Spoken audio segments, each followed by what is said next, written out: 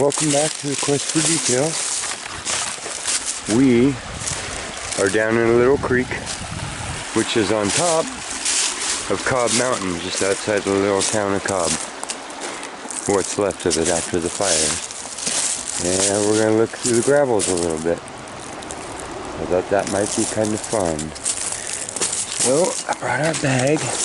I knelt down. The first thing I can confirm for you is that there are California Lake County diamonds in this creek also. Here are some still trapped in the rocks, and these are actually really awesome specimens because there's so many little ones up on this mountain that the rocks end up with a lot of them in them. So instead of finding just one or two, you find each one of these little stones you can see is filled with them.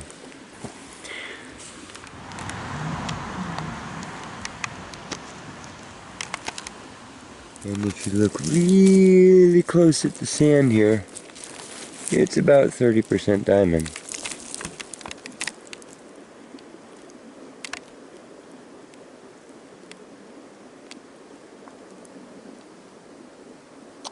And I have not sampled this for garnets and other stuff, so what we're going to do, we're going to dig down a little bit, and we're going to take a big old bag and go back home and look through it. And we'll see what other minerals might be occurring with these diamonds on this peak of this mountain. We are on a very volcanic ridge in a very volcanic area. Yeah, all these are nice specimens. Look at the sparkle of the individual little diamonds in there. Now I know that the little calcite crystals that are filling in the holes here grew in holes like this. This is a piece of lava, so it was actually probably up here. You never know if this was extruded or if it was intrusive and then eroded out, but it's definitely lava. Those are air bubbles from when it was cooling, little spaces left, and then they fill in all over many volcanic regions with these little white calcite crystals that you see. But next to them in the holes are these California diamonds, which are a type of quartz. So is this going to put my theory on its ear? Maybe. Because seeing them filling in all of these little holes, which is the behavior of the... I mean, you've seen that before if you've looked at rocks at all, the little holes filled in with white. And that's just that metamorphosized, you know. It's had minerals drip in and fill in the holes. So is that what the California diamonds are, and they're not brought up from below? And they're just what grows in the lava once it has pushed up to the surface? I mean, it still takes the pressure and the time and all that, but now I'm on the fence with it. Okay, I'm going to dig down and gather up this bag, and we will look through that together at another spot, and then we're going to head off down the road here and do some more adventuring.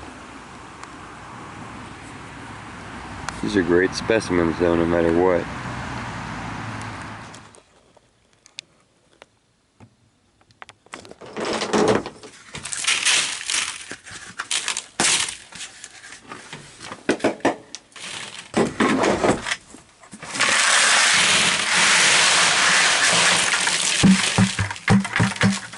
Okay, here's our little pause to take a better look at what's actually in the sands of this creek. Looks like maybe a little piece of agate there. Toss that over here. Look really close.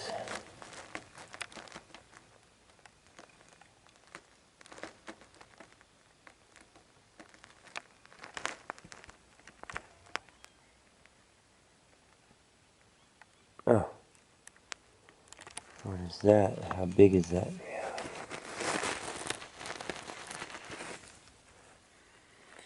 That looks pretty good, doesn't it? What are you? You little garnet?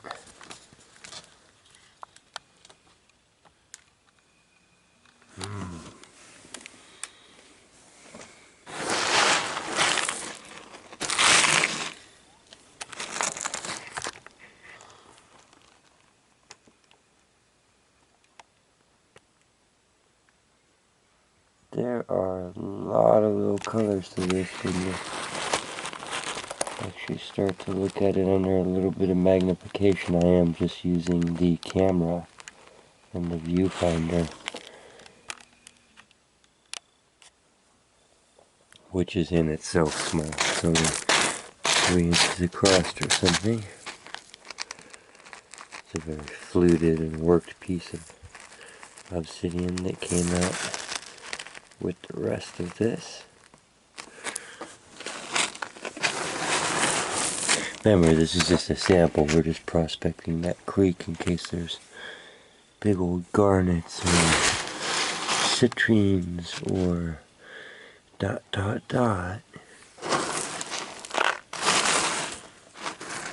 We've established that there's got lots of California diamonds in it.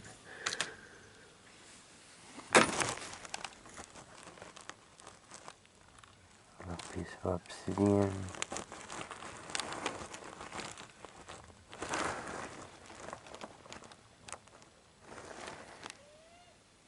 Just leaving my mind open to seeing anything that there might be, or even just the shape, anything that has any sort of crystal shape to it.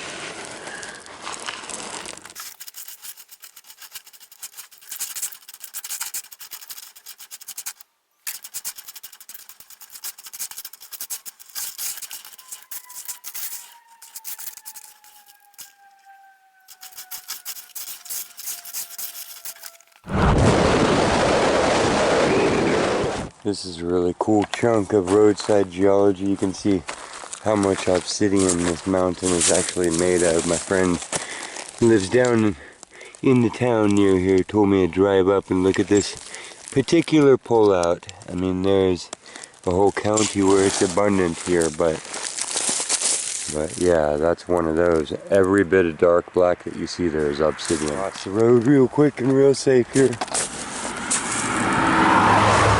And we'll go and look at it. Here's these layers of ashes and stuff.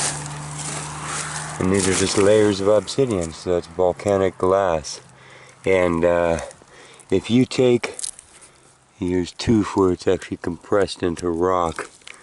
And I think that they're still taking Mount St. Helens ash and cooking it, heating it, and making glass out of it. And that's how they're getting the green gemstone from there.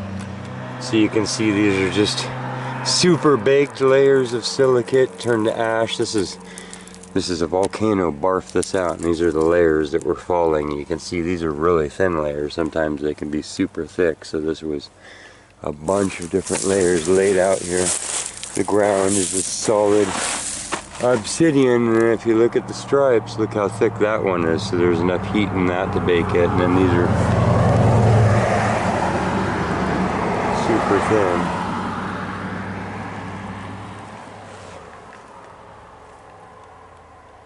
Yep, whole mountainside here. Those borders you see down here are the size of my truck almost. Just wanted to show you that. It's the next cool geology on the drive, and part of the reason for coming up under this particular mountain was to go ahead and look at that. I mean, that goes back to the entire thing. And while you're looking into the hill, of course, is because bulldozers came through here and cut that off and pushed over there, so there'd be a flat spot for the road instead of just a slope down into the creek.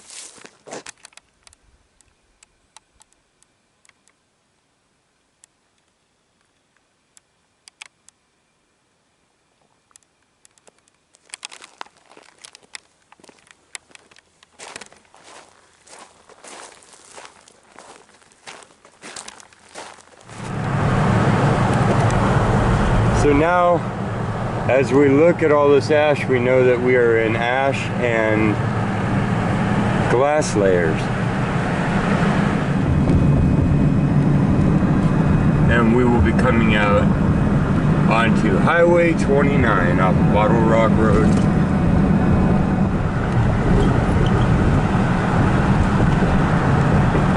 In front of us is Clear Lake, and we're about to hit the main highways. I think we'll drop down into Kelseyville and check out Kelsey Creek. It's usually got a good mix of minerals all swirled together into some cool rocks for us.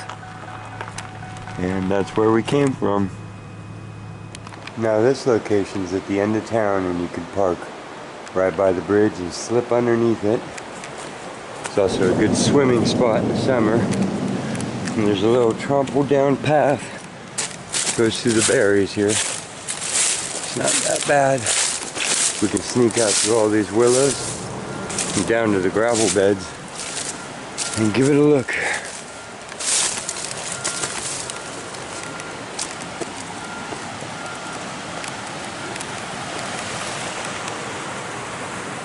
Well, I was just going to say, it's a great spot to gather up river-worn obsidian, for sure.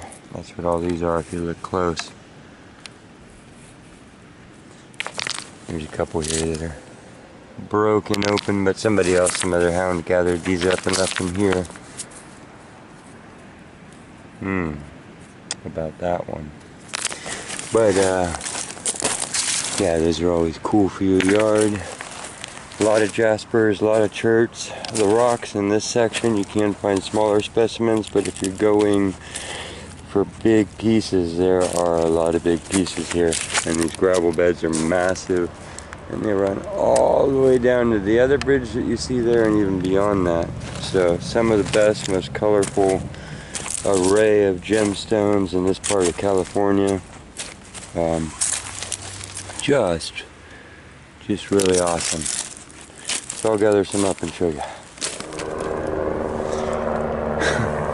Here is what we found on this little beach.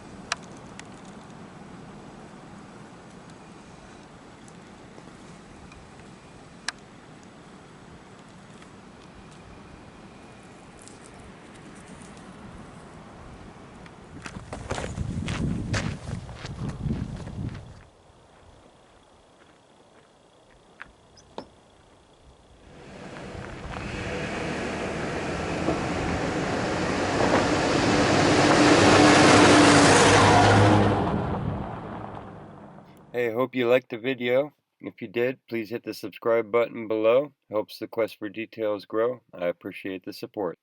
And if you double click the bell icon next to it, you'll get a notification each time we put out a new video.